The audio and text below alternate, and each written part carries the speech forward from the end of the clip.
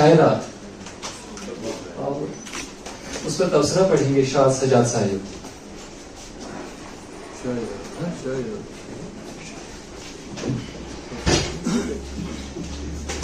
Doctor محمد یاسین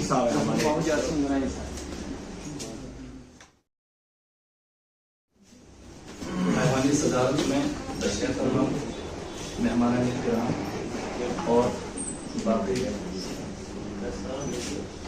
احباب کو میری طرف سے السلام علیکم ورحمۃ اللہ وبرکاتہ. اصل میں اس کتاب پر تبصرہ ڈاکٹر گلزار صاحب نے لکھا ہے جو میری ہاتھ میں نہیں ہے، لیکن اس کتاب کے بارے میں کما کا مجھے کچھ علم ہے کیونکہ اس کتاب کی کے دوران ان کا میرے ساتھ رابطہ اور میرا ان کے ساتھ رابطہ رہا ہے. تو اب میں اپنے تجربے کی بنیاد پر چند ایک باتیں اس کتاب کے بارے میں عرض کرنا چاہتا ہوں. تو امید ہے کہ آپ باتوں کی طرف دھیان دیں اور اس کے بعد اس کتاب کو خریدنے کی بھی کوشش کریں.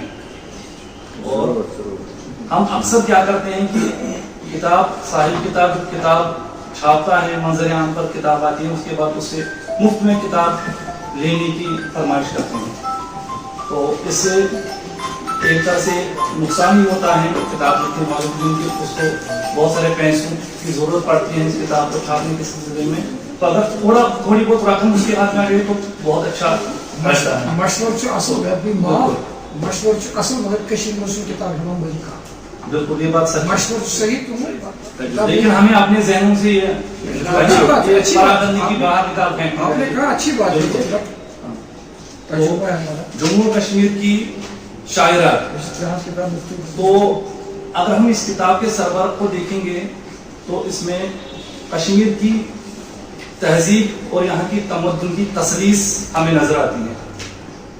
ایک تو نیچے شکارا کے ساتھ ساتھ جھیلڈر، اور جھیلڈر جو ہے اس کتاب کے اوپر جو ہے چنار کی ٹہنی کا خوبصورت منظر. تو یہ کتاب جو ہے جب ایک پڑھنے والا قاری اس کتاب کو دیکھتا ہے تو سب سے پہلی اس کی دلکشی جو ہے یہ ہمیں مو لیتی ہے. تو اس کے بعد یہ کتاب جو ہے یہ کتاب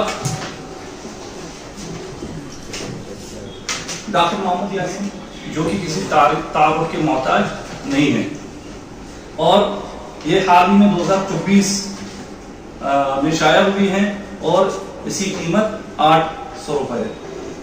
اور جی ایم کے پبلیکیشن سے اسے منظر عام پر لایا ہے. ڈاکٹر محمد یاسین غنائی صحیح معنوں میں جموں کشمیر کے تازہ دم قلمکاروں میں ایک خاص انفراد رکھتے ہیں. وہ جس تواتر اور جس انہماک کے ساتھ اردو نثر میں اپنی صلاحیتوں کا مظاہرہ کر رہے ہیں شاید ہی کوئی دوسرا اس طرح کی دلچسپی دکھاتا ہوا نظر آتا ہے. گزشتہ چند برسوں میں ان کی کئی کتابیں منصب شہرت پر آئی ہیں. اس ضمن میں مذکورہ کتاب ان کی تازہ اور نئی کتاب ہے. اس کتاب کا سرورق قاری کو ایک دم کشمیر کی جھیلڈر کی طرف لا کھینچتا ہے. سرورق پر جھیلڈر اور شکارا کے علاوہ چنار کی ٹہنی گویا یہاں کی تہذیبی اور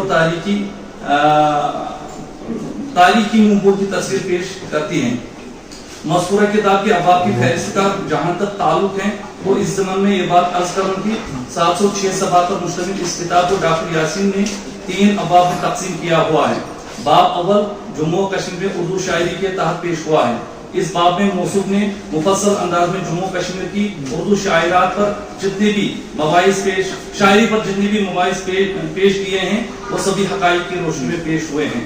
اس باب میں انہوں نے یہ بات تحقیق کی روشنی میں پیش کی ہے کہ جموں کشمیر میں اردو شاعری کا پہلا نمونہ مثنوی کی صورت میں 1700 عیسوی میں ملتا ہے، اور یہ نمونہ مثنوی گلزار فقیر کی صورت میں سامنے آتا ہے. غلام محی الدین نامی اس مثنوی کے مصنف ہیں جنہوں نے یہ مثنوی لکھی ہیں.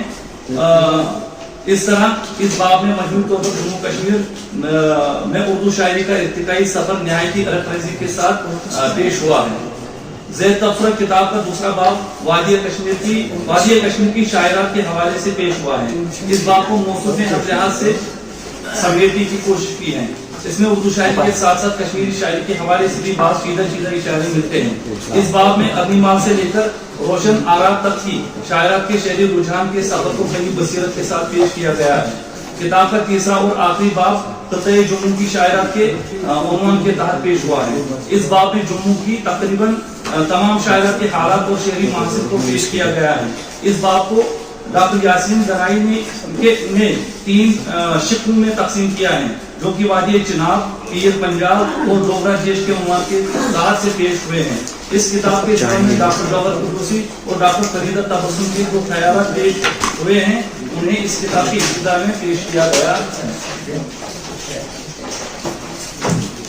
بہت بہت شکریہ شاہ سجاد صاحب نے جموں کشمیر کی شاعرات پر تبصرہ پڑھا. آپ پہلے چائے پئیں، وقفہ نے مختصر سا، پھر ان کی کتاب کا اجرا کریں گے.